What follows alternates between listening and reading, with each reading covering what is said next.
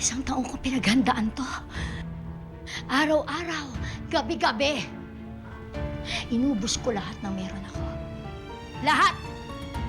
Mabalikan lang kayo! Umanay ang lahat. Bila ng maayos. Pisahan ang bilang. 1, 2, 3, 4, 5, 6, 7, 10 huling bilang ho.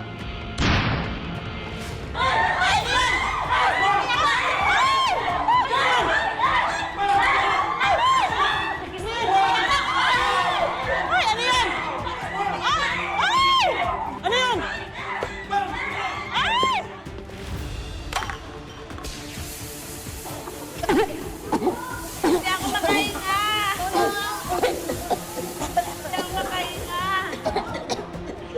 Hindi ako makahinga! Tulungan niyo ako! Tulong! Tulong! Tulong!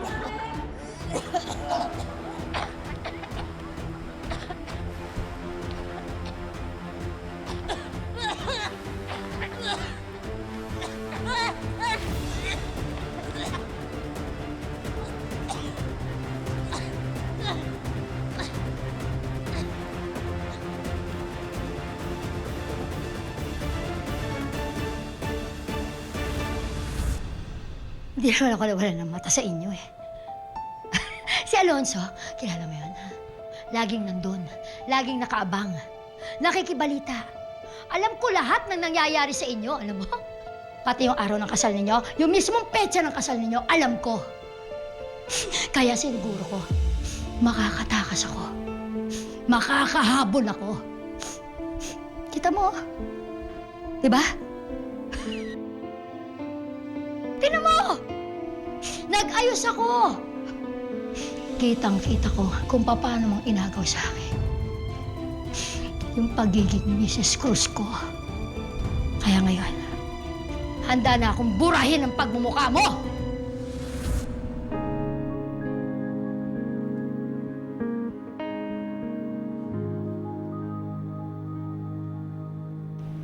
Umiyak ka rin noon nung kasal natin, Manuel. Pero iba ngayon. Masaya ka. Hindi tulad noon. Manuel Cruz, if you freely and voluntarily consent to be united in marriage to Hazel Capistrano. I do. I have known Felma and Manuel for many years. At alam ko ang kwento ng kanilang pag-iibigan. Masalimuot at puno ng pagsubok. Pero tignan niyo sila ngayon. Nagkabalikan sila at sila pa rin ang tinakda ng Diyos. And I'm grateful to unite them today. So Manuel and Felma, you could speak your vows to one another.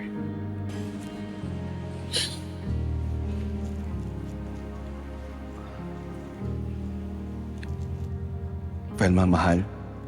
Mahal, ikaw ang mundo ko.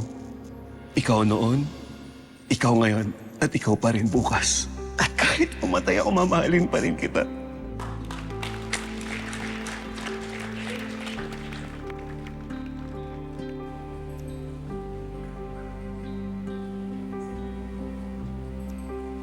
Felma, do you take Manuel as your lawfully...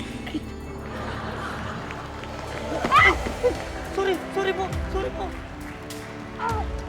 Oh, ikaw naman, Manuel. Do you take... I do. Since mo nagmamadali ka, Manuel, o edi, kiss the bride na. Kiss the bride.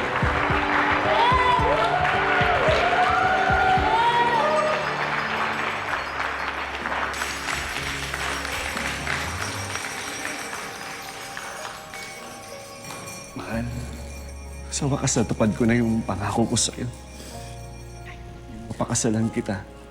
Simula ngayon, ikaw na, ikaw lang,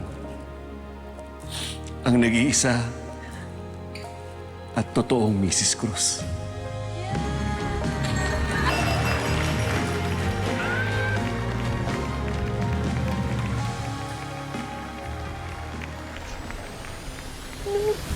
Buwisit na yan. Sinira yung plano ko. Pero okay lang. Di bale, kahit naman kasi hindi ko napigilan yung kasal, alam mo? Hindi na kayo magiging masaya. Alam mo kung bakit? Kasi saglit lang. Saglit ka lang magiging Mrs. Cruz. Dahil sisiguraduhin ko, maagang mabubiyudo si Manuel! Mamatay ka na, Elma! Mamatay ka na! Mamatay ka na!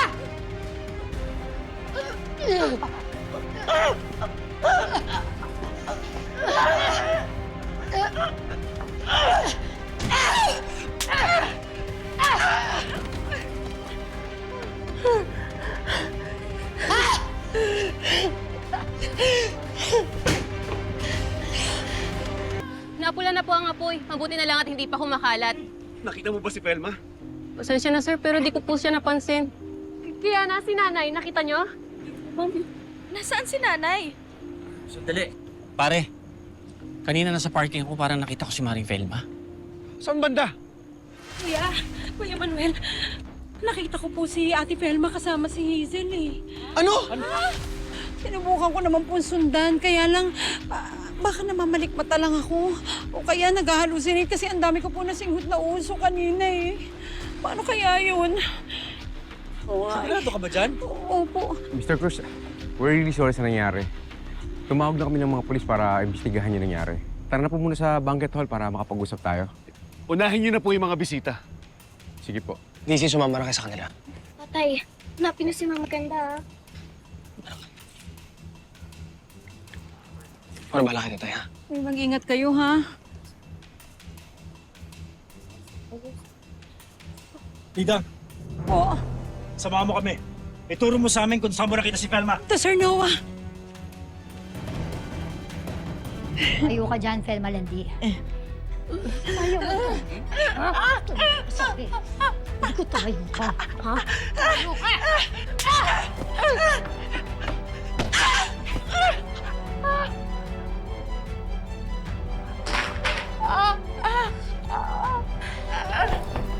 Sa ulo mo!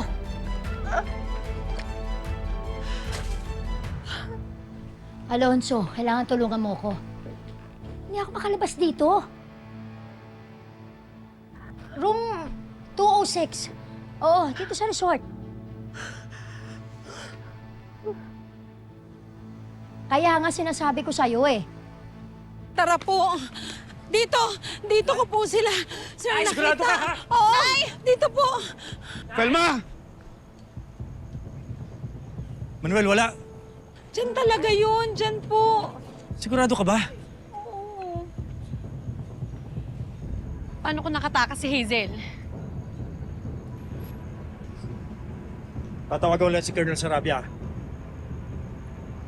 Jeff, Abel, samahan niyo ako. Hanapin natin si Felma.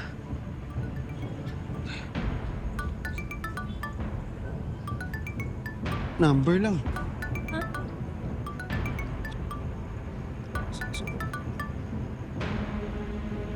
Hello? Hello, Tuan. Felma, mahal. Nasaan ka? Hoy! Ano yan, ha? Ano ginagawa mo, ha? Ano yan? Hello, mahal. Akin na yan! Nandito ka na, Sir. Mahal, si Hazel ba yun? Mahal! Tay? Kasama nga po ni Hazel si nanay? I just spoke with Colonel Sarabia. Nakatakas daw si Hazel 2 days ago.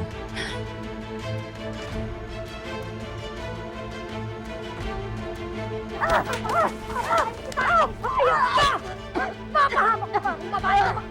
Mamatay ka na ngayon! Gusto mo? Mamatay ka na! Mamatay ka na!